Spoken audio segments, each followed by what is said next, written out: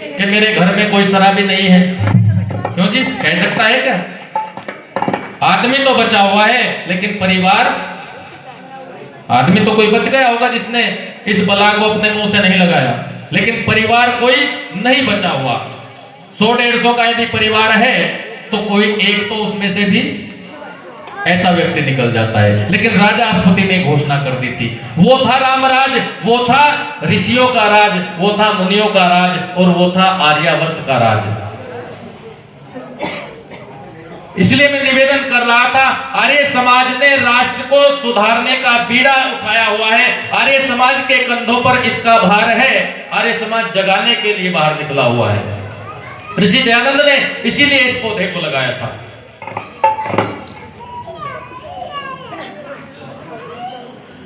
और ऋषि दयानंद के इस पौधे से, इस पौधे की हवा को लेकर न जाने कितने बहादुर, कितने वीर, कितनी माताएं, कितनी बहनें इस पौधे की छाया में बैठ करके पुष्पित और पल्लवित हुए हैं, जिनकी वजह से हम यहाँ पर आज बैठे हुए हैं। कितने पौधे थे? इतिहासकार ने गिनती की है, पता नहीं गिनती वो सही है या गलत है, लेकिन इतिहासकार लिखता है 7,32,000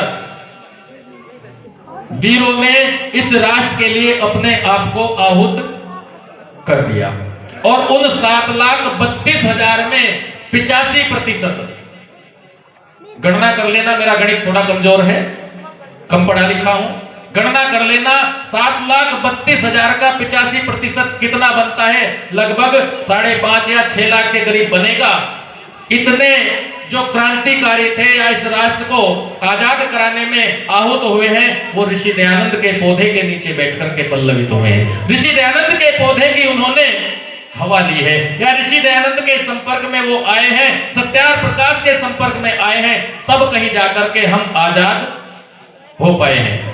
लोग तो कहते हैं कि साबरमती के संत तूने कर दिया कमाल, दे दी हमें आजादी बिना खड़ग।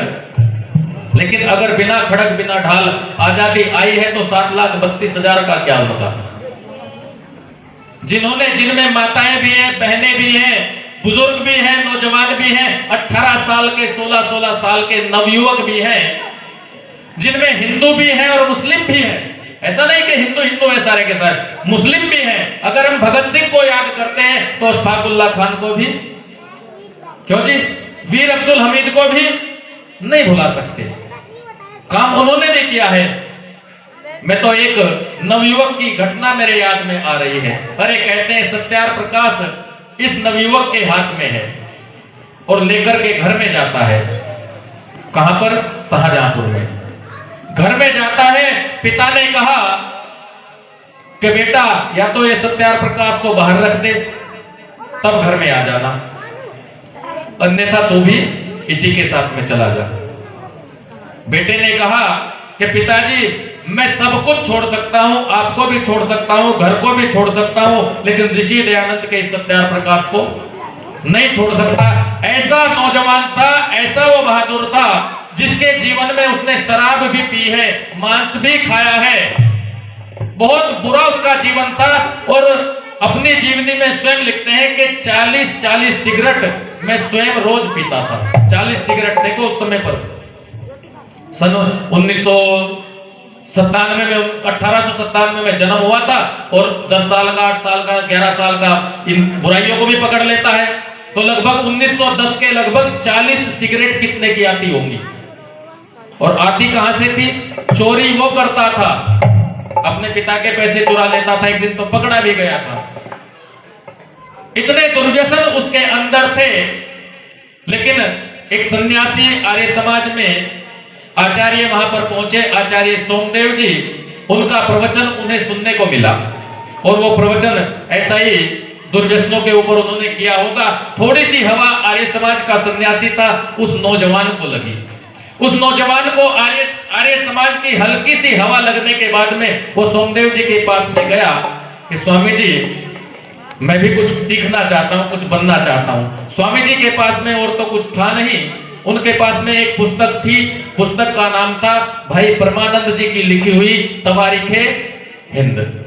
पुस्तक का नाम था तवारीख हिंद। वो पुस्तक उस बालक ने, उस नौजवान ने पढ़ी और पढ़ करके उसमें इतना आत्मसात किया, उसमें इतना डूब गया, इतना डूब गया। आर्य समाज में गया, प्रधान जी से कहा आर्य समाज के द्वारा जो पुस्तक मंगवाई जाती है उसमें सारी पुस्तकें हैं। प्रधान जी से सत्यार प्रकाश मांग करके लाया, उसे पढ़ा और उस नौजवान का जीवन ऐसा बदल गया, ऐसा बदल गया कि भारत माँ को आजाद कराने के लिए उसने अपना सर्वस्व बलिदान कर दिया।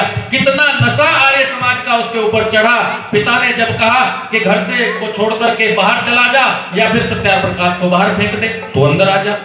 सत्यार प्रकाश को बगल में दबाए हुए है और घर को छोड़ करके चल देता है। पिता ने अंतिम में कहा था बिस्मिल, क्या नाम था उसका, राम प्रसाद, अरे बिस्मिल, ये जो वस्त्र पहन रखे हैं ना, ये वस्त्र तेरी कमाई के नहीं है, ये वस्त्र मेरी कमाई के हैं, इनको भी तुझे उतारना पड़ेगा। क्या नाम था पिता का, मुरलीधर। अरे माँ भी कोने में खड़ी हुई है, लेकिन पिता ने ऐसा धमकाया बालक को, ऐसी लताड़ लगाई और वो कपड़े भी उतार लिए। केवल और केवल एक निक्कर में, अंडरवेयर में केवल घर को छोड़ करके निकल गया था। और कहां निकल गया था, नवयुवकों को साथ में लिया, रोशन सिंह के साथ में लगा। ठाकुर रोशन सिंह, अशफाकुल्ला खान और रामप्रसाद बिस्मिल, 3 लोगों की इनकी टोली बनी और 1925 में इन्होंने एक ट्रेन को लूटा। कहां पर, काकोरी कांड के नाम से वो हमें इतिहास में मिलती है। वहां पर ट्रेन को लूटा, जो भारत का खजाना लूट करके अंग्रेज विदेश में ले जा रहे थे, अपने यहां पर ले जा रहे थे, उस खजाने को लूटा। किसी इस देश से नहीं कि हम इसको रखेंगे, अरे उस धन को लूट करके हम उससे हथियार खरीदेंगे, कुछ गांव वालों में बांट देंगे, गरीब लोगों में, वो अपना भरण पोषण करेंगे। उस ट्रेन को लूटा और उस ट्रेन को लूटने पर जब शाहजहांपुर में बैठे हुए हैं तीनों मित्र, विचार विमर्श कर रहे हैं, तो किसी ने उनकी, वो क्या कहते हैं, मुखबिर बन करके खबर दे दी अंग्रेज सरकार को। तीनों को गिरफ्तार कर लिया गया और गिरफ्तार करके रामप्रसाद बिस्मिल को गोरखपुर की जेल में, ठाकुर रोशन सिंह को फैजाबाद की जेल में और अशफाकुल्ला खान को शाहजहांपुर की जेल में, इनको बंद कर दिया जाता है। और गोरखपुर की जेल में मेरे देश का वो शेर, वो बहादुर बैठा हुआ है। और एक दिन की बात, फांसी की सजा इसको भूल चुकी है। फांसी की सजा से पहले अपनी मां को पत्र लिखता है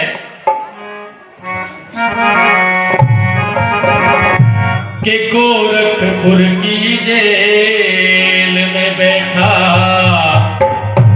वो मां को लिखता परवाना,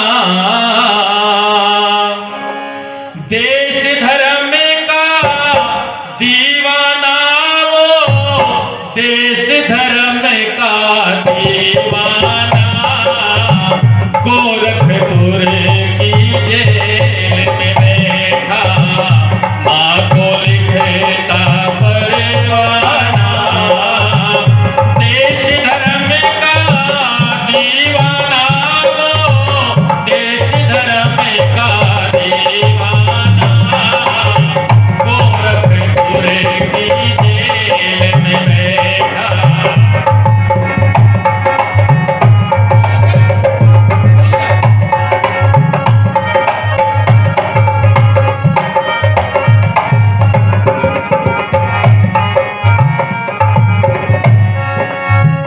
जन्मदात्री जननी मेरी, ले अंतिम प्रणाम मेरा, जन्म जन्म तक ना भूलूंगा माता जी एहसान तेरा, जन्म जन्म तक ना भूलूंगा माता जी एहसान तेरा।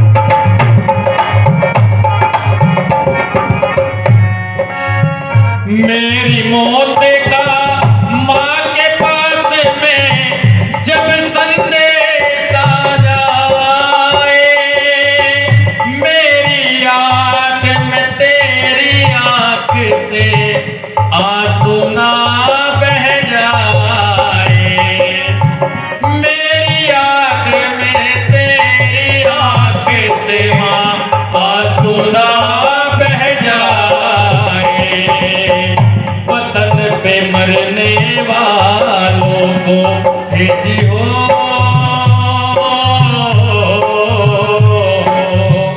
वतन पे मरने वालों को मारना चाहिए घबराना,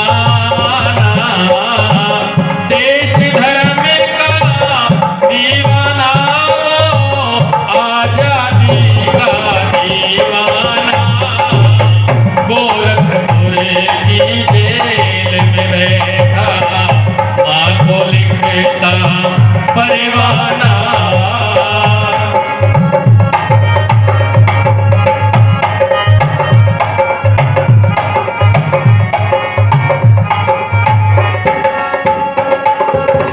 होगा वतन आजादी के दिन ऐसा भी आएगा, स्वर्ण अक्षरों में माता तेरा नाम लिखा जाएगा, स्वर्ण अक्षरों में मैया तेरा नाम लिखा जाएगा, खेम सिंह भी गाएगा हो,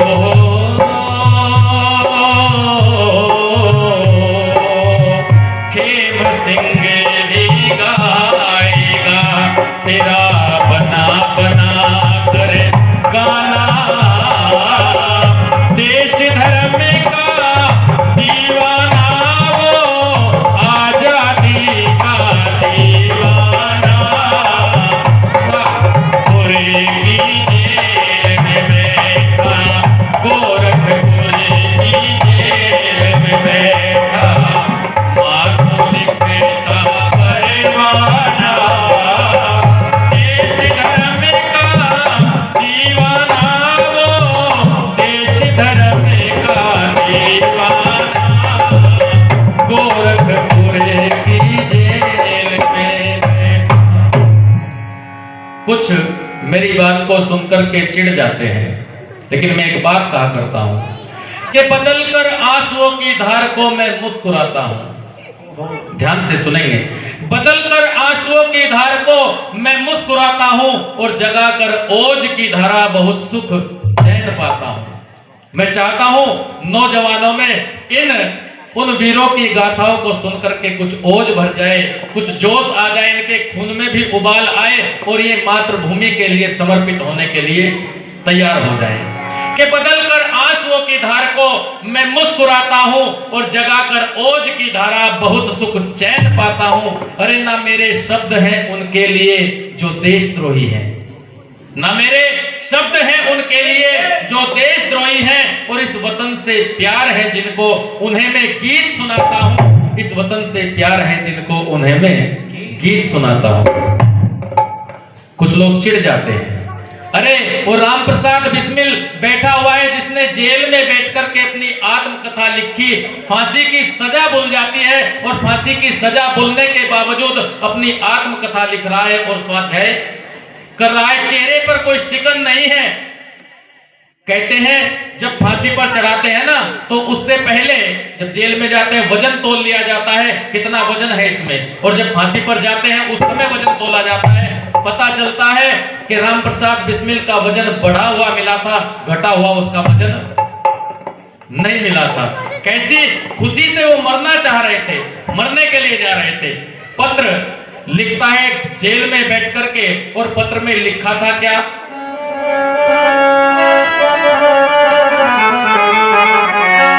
कि कोई नहीं परदेश में मेरा, हे मां,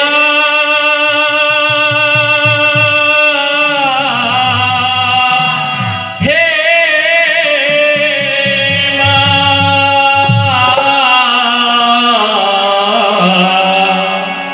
कहते हैं जेलों के अंदर मंदिर बने हुए होते हैं, क्यों माता जी, पूजा पाठ के लिए मंदिर बने हुए थे, और मंदिर में देवी की तस्वीर थी, और उस तस्वीर को एक दिन देख लेता है राम प्रसाद बिस्मिल, और पत्र में मां को लिखता है कैसे, कोई नहीं परदेश में मेरा, मैं किसको हाल सुनाऊं मां, दूर हूँ मैं मजबूर हूँ तेरे पास में कैसे आऊँ माँ, दूर हूँ मैं मजबूर हूँ तेरे पास में कैसे आऊँ माँ, कोई नहीं परदेश में मेरा हे माँ,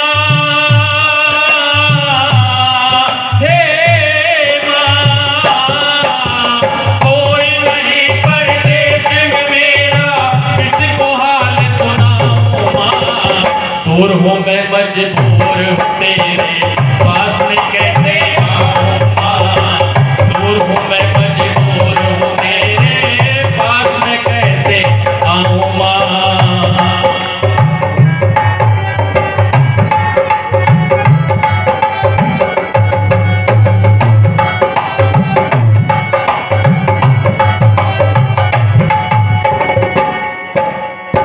पास बिठा कर तू अपने हाथों से मुझे खिलाती थी। बचपन को याद कर रहा है, क्या याद करता है? पास बिठा कर कैसे खिलाती है माँ अपने बच्चे को भोजन, अपना ही निवाला मुंह में रखती है कि नहीं? और मेरी माँ तो मुझे यहाँ तक कहती है, बच्चे के मुंह में जाड़ दांत नहीं होते, मूंगफली को चबाया, चबा करके मुंह में से निकाला और फिर बच्चे को खिलाया। कितना स्नेह मां करती है अपने बेटे के साथ में। मेरा विषय बदल जाएगा, कहता है पास बिठा कर तू अपने हाथों से मुझे खिलाती थी, जब तक मैं ना खा लेता था माँ तो भी ना खाती थी, जब तक मैं ना खा लेता था माँ तो भी ना खाती थी, चोट मुझे लगती थी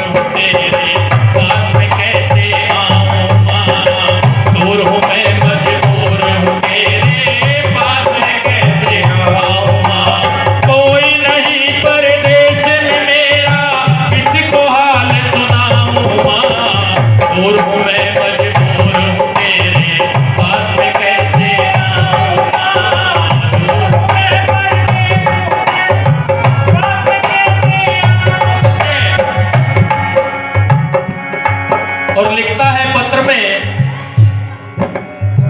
देख के वैष्णो माँ की मूरत तेरी सूरत याद आई, देख के देवी माँ की मूरत तेरी सूरत याद आई, सच कहता हूँ मैया तेरी एक नसीहत याद आई, सच कहता हूँ माता तेरी एक नसीहत याद आई। तू कहती थी अपने घर की रूखी सूखी अच्छी है, तू कहती थी अपने घर की रूखी सूखी अच्छी है, झूठ है दुनिया की दौलत माँ की ममता सच्ची है, झूठ है दुनिया की दौलत माँ की ममता सच्ची है, झूठ है दुनिया की दौलत माँ की ममता सच्ची है। हरी क्यों छोड़ा मंदिर जैसा घर, हे माँ, हे माँ, क्यों छोड़ा मंदिर जैसा घर, सोचूं और पछताऊं माँ, दूर हूँ मैं मजबूर हूँ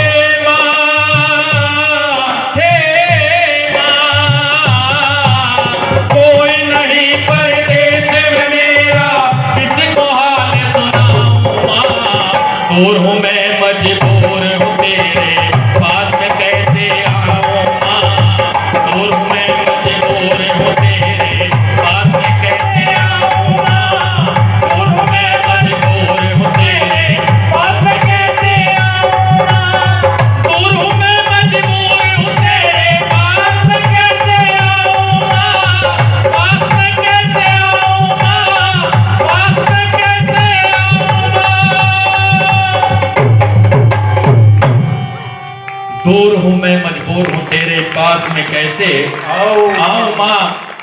कहते हैं माँ के पास में पत्र पहुंचता है और माँ बिस्मिल से मिलने के लिए जेल में आती है। जेल में 19 दिसंबर 1927 को फांसी लगी थी और 3 दिसंबर 1927 को माँ बेटे से मिलने के लिए जेल में आती है।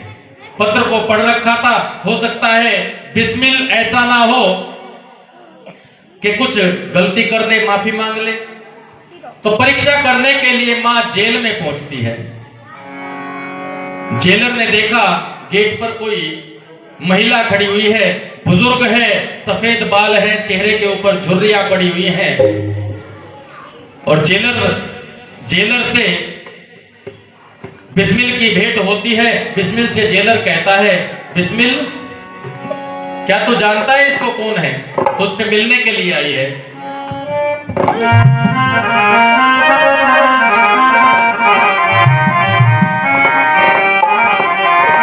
के गेट पे खड़ी जो मैया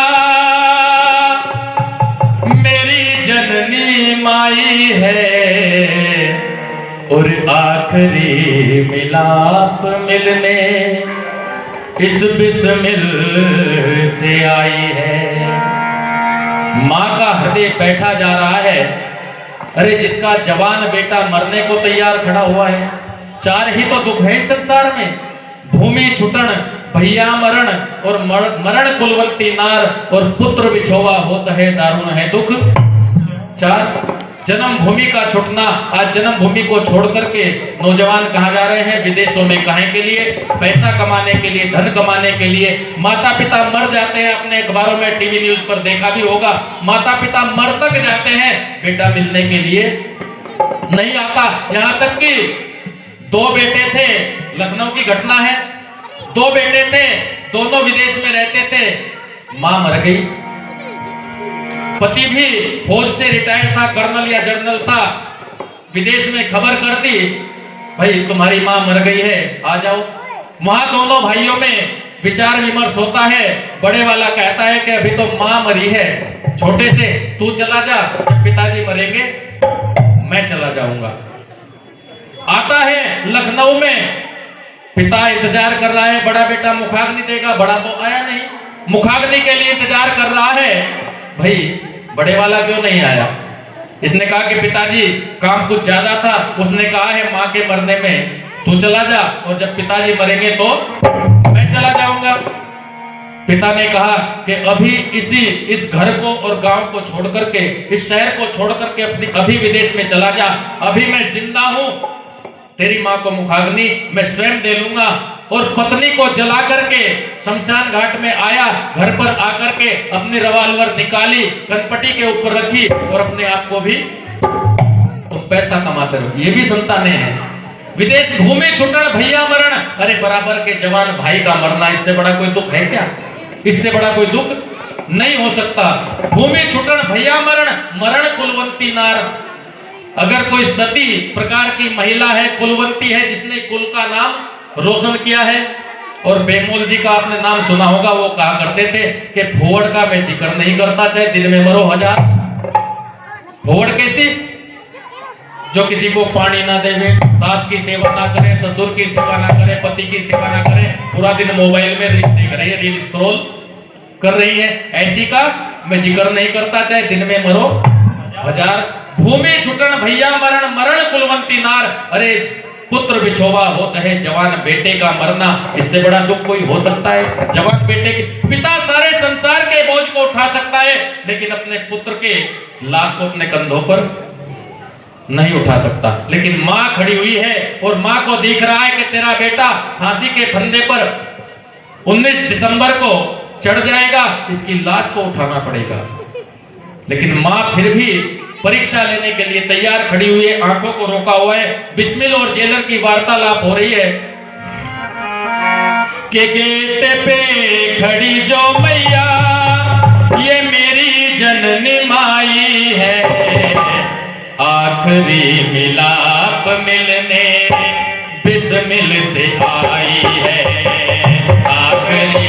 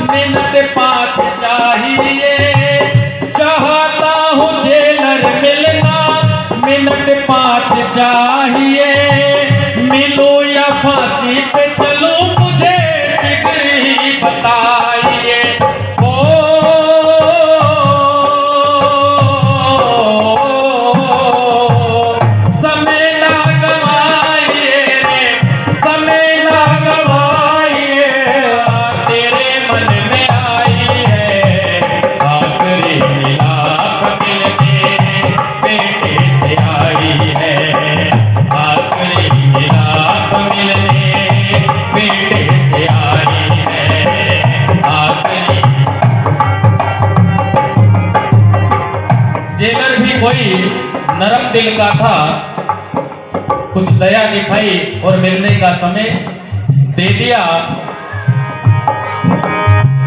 दिल खोल मिल ले आज सिंघनी के लाल रे, 5 नहीं मिनट 10 तेरा आखिरी सवाल रे।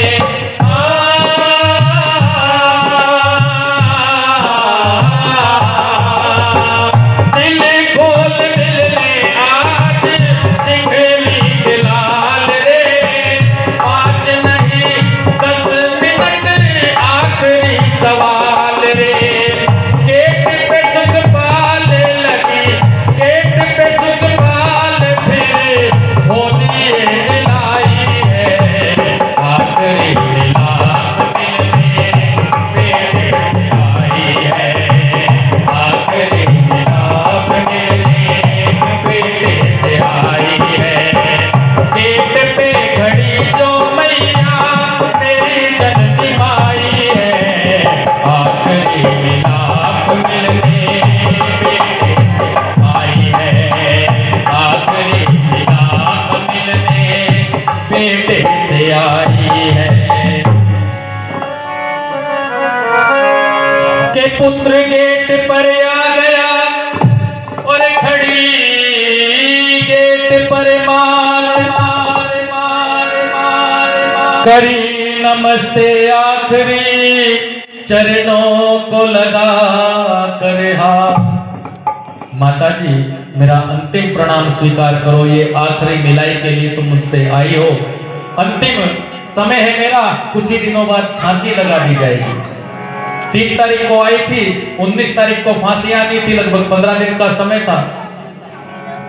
नमस्ते करता है, पैरों को छू करके अभिवादन करता है, खड़ा हो जाता है, आंखों में आंखें डाल करके बेटा माँ की ओर को देख रहा है बिस्मिल, और माँ बेटे को निहार रही है ऊपर से नीचे तक। लेकिन यहाँ पर माँ ने एक छोटी सी गलती कर दी। वो गलती क्या थी? जानबूझ कर वो मैया कुछ यूं गलती कर जाती है, खुले असलियत बेटे की वो लेनी परीक्षा चाहती है। परीक्षा लेनी चाह रही है। अरे बेटा बिस्मिल, मैं तो ये चाहती थी मेरे घर में कोई दुल्हन आए, और दुल्हन किसकी आए? तेरी दुल्हन का मैं मुंह देखना चाहती थी, मेरे आस पड़ोस से भी। अरे मैंने सबकी बहुओं के मुंह देखे हैं परिवारों में जाकर के, पैसे दे दे करके बहुत पैसा खर्च किया है। मेरे घर में भी तो आते कोई दुल्हन आती और मैं मुंह दिखाई की रस्म को पूरा करती। बिस्मिल ने कहा, माँ तेरा वो सपना पूरा तो होगा, जरूर होगा, लेकिन एक ऐसी दुल्हन तेरे घर में आएगी जिसका नाम होगा आजादी। क्या नाम होगा? आजादी। उस दुल्हन का नाम होगा। ऐसी दुल्हन को मैं तेरे लिए लेने के लिए जा रहा हूं। माँ ने फिर भी सोचा कि हो सकता है फांसी के फंदे को देख करके ये कहीं डगमगा ना जाए, और परीक्षा लेने के लिए कहती है बिस्मिल से, बेटा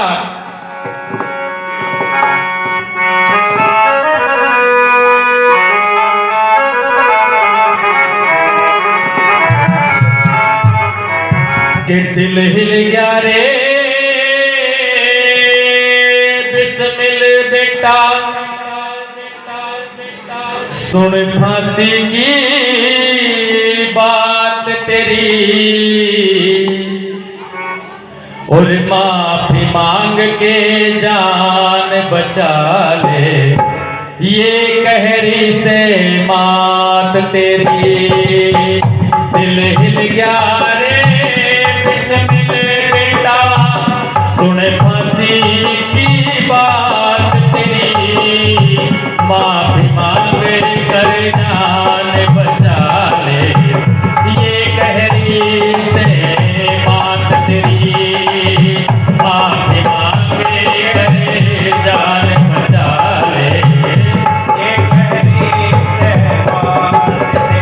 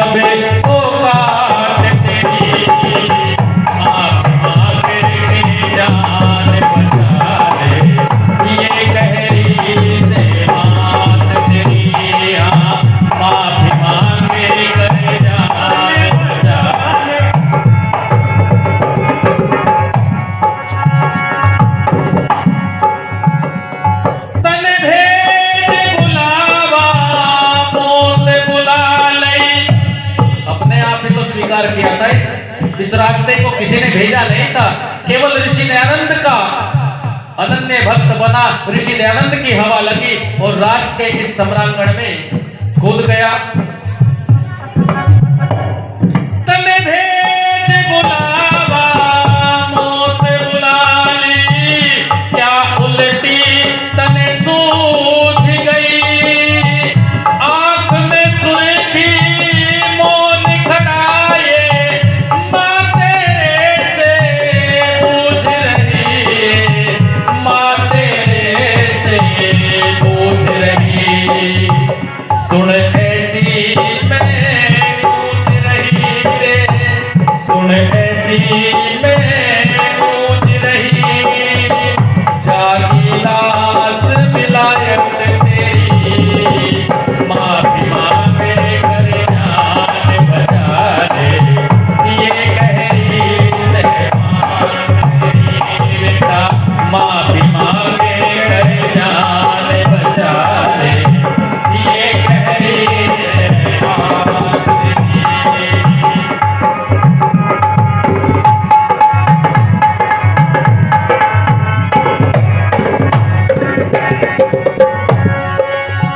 चंगा बिना चकोर रे मरती, ज्यों मछली बिना ताल मरे, बुढ़िया माँ तेरी मरेगे पे, फिर फांसी पे लाल मरे, बुढ़िया माँ तेरी मरेगे पे, फिर फांसी पे लाल मरे, फिर फांसी पे लाल मरे, सुख पाल कवि फिलहाल लिखे, ये घटना हो विख्यात तेरी, माफी मांगे कर जान बचा ले, ये कह रही है माँ तेरी, माफी मांगे कर जान बचा ले, ये कह रही है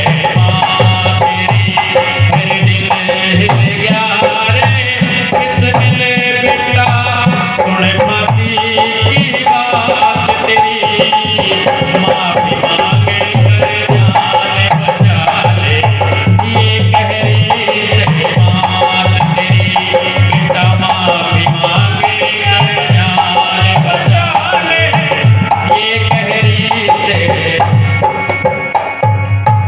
इतना ही माँ ने कहा था, बेटा एक बार माफी मांग करके तू जान बचा ले अपनी, अरे घर वापस चल, थोड़े दिन की सजा अंग्रेज सरकार देगी, दोनों घर में रहेंगे, मेरे घर में दुल्हन आएगी, बच्चे होंगे, पोते पोतियां होंगी, मैं भी खिलाऊंगा।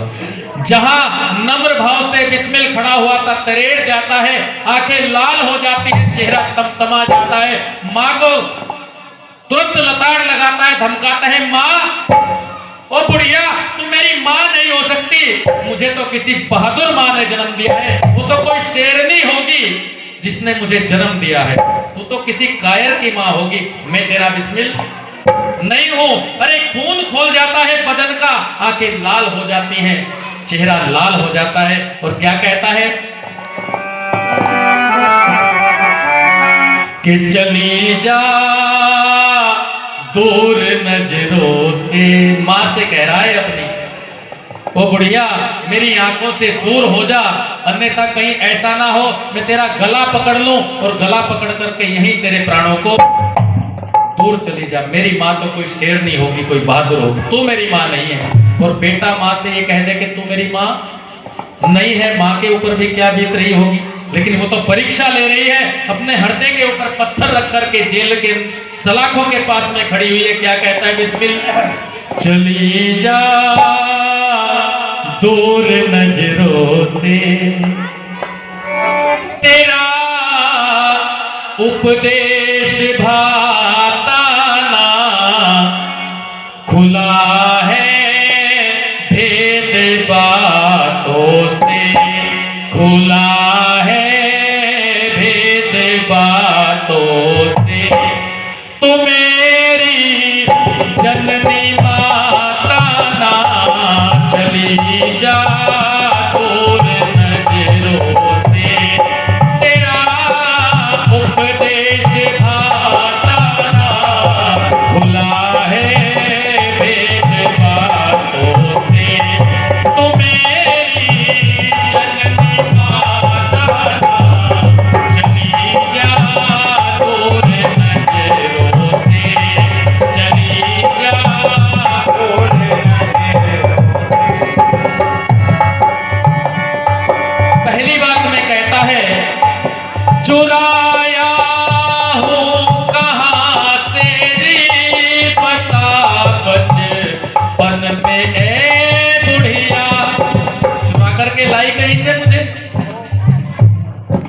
चुराया हूँ कहाँ से रे बता बचपन में है बुढ़िया, लगाया दाग सिंघनी को, लगाया दाग सिंघनी को, ये बिस्मिल तू मेरी जननी माता ना, चली जा दूर मंजिलों से, तेरा उपदेश भाता ना, चली जा दूर मंजिलों से। और समय हो रहा है, अंतिम में आपको ले जा रहा हूं।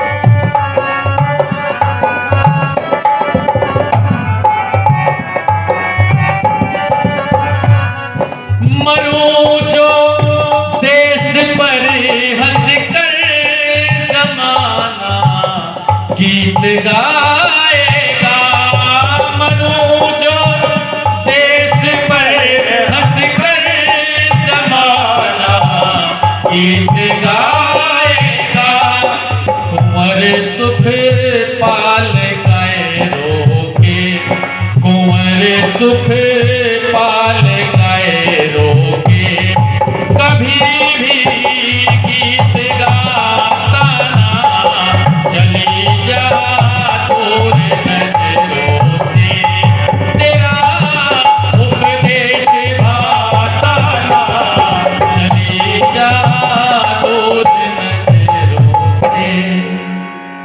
माँ विदाई लेकर के, अरे बिस्मिल मैं तो यही चाहती थी, ऐसा ना हो कहीं फांसी के फंदे को देख करके तेरे कदम डगमगा जाए, तो तेरा खून खून ना रहे वो पानी बन जाए, मैं तो तेरी परीक्षा लेना चाह रही थी। बिस्मिल मुझे नाज है अपने खून पर, मुझे तो गर्व है बिस्मिल की माँ होने पर। माँ तो घर पर चली जाती है। 19 दिसंबर का वो दिन आता है, सुबह का सूर्य निकलने वाला है, 4 बजे फांसी दी जानी थी। अरे ओवरकोट पहन करके, दिसंबर का महीना है, जेलर आता है और वो राम प्रसाद बिस्मिल कहते हैं रात को 18 तारीख की शाम को ऐसी जेल में इसको रखा गया, चारों ओर से हवा के थपेड़े लग रहे थे दिसंबर के में। अब की बार तो इतनी गर्मी हुई नहीं, लेकिन पहले बहुत गर्मी होती थी, बहुत सर्दी होती थी, अब की बार नहीं हुई है इतनी सर्दी। हवा के थपेड़े इसको मार देंगे, इसके बदन को तार तार कर देंगे। कैसा चारों ओर सरिये से बंद कर दिया, जेल बना दी, खुले मैदान में बाहर रखा हुआ है। प्रातःकाल 4 बजे जेलर आता है, ओवरकोट पहन करके, टोप लगाया हुआ है, गर्म कपड़े, जूते, सूट बूट पहन करके आता है जेलर को आगाह करने के लिए, बताने के लिए कि चल बिस्मिल। जानते हो बिस्मिल क्या कर रहा था? अरे उस खुले जेल के अंदर दंड बैठक मार रहा था और पूरी रात दंड बैठक मार करके इसने काट दी। सर्दी को अपने पास भी नहीं आने दिया, कपड़े तक इसके पास में नहीं थे। जेलर ओवरकोट पहने हुए है और ये माथे से पसीने को पहुंच रहा है। जेलर कहता है अरे बिस्मिल, मुझे लगता है अब इस देश को आजाद होने से कोई नहीं बचा सकता, जहां तेरे जैसे वीर बहादुर देश में पैदा हुए। फांसी की ओर को जा रहा है।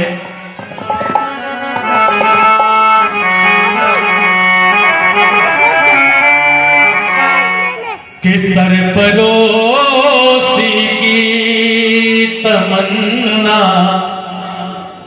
अब हमारे दिल में है,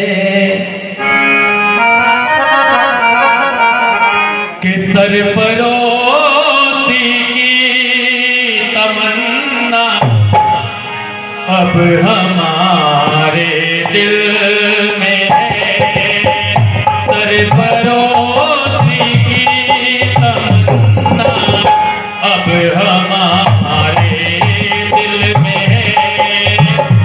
देखना है चोर कितना, देखना है चोर कितना, बाजुए कातिल में है, सरफरोशी की तमन्ना अब हमारे दिल में है, सरफरोशी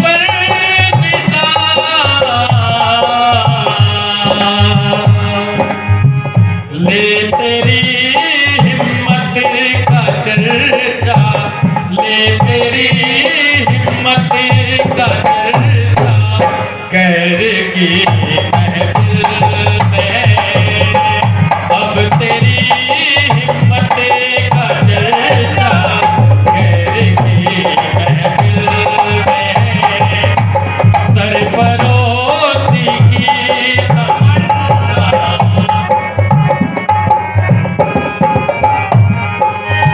रह रवेरा है मोहब्बत, रह न जाना राह में,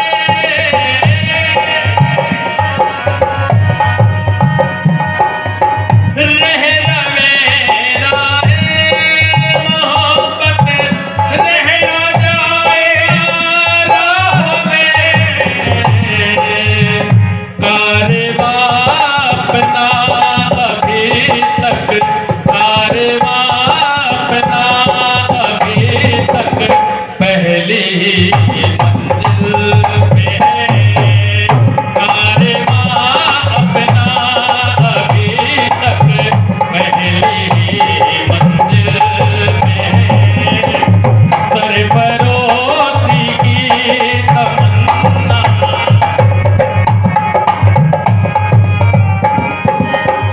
वक्त आने दे बता देंगे तुझे आसमां, वक्त आने दे बता देंगे तुझे आसमां, हम अभी से क्या बताएं, हम अभी से क्या बताएं, क्या हमारे दिल में है, हम अभी से क्या बताएं, क्या हमारे दिल में है, सरफरोशी की तमन्ना,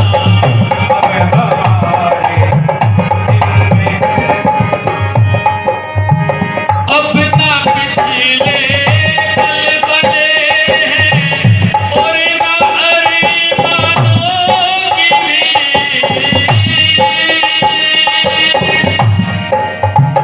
अब ना पिछले पल बने हैं और ना अरमानों की भी, एक मिट जाने की हसरत, एक मिट जाने की हसरत, अब दिल बिस्मिल में है, सिर्फ मिट जाने की हसरत, अब दिल बिस्मिल में है, सरफरोशी की तमन्ना, अब हमारे दिल में है, देखना है जोर कितना बाजवे का दिल में है, सरफरोशी की तमन्ना, अब हमारे दिल में है, सरफरोशी की तमन्ना, अब हमारे दिल में है।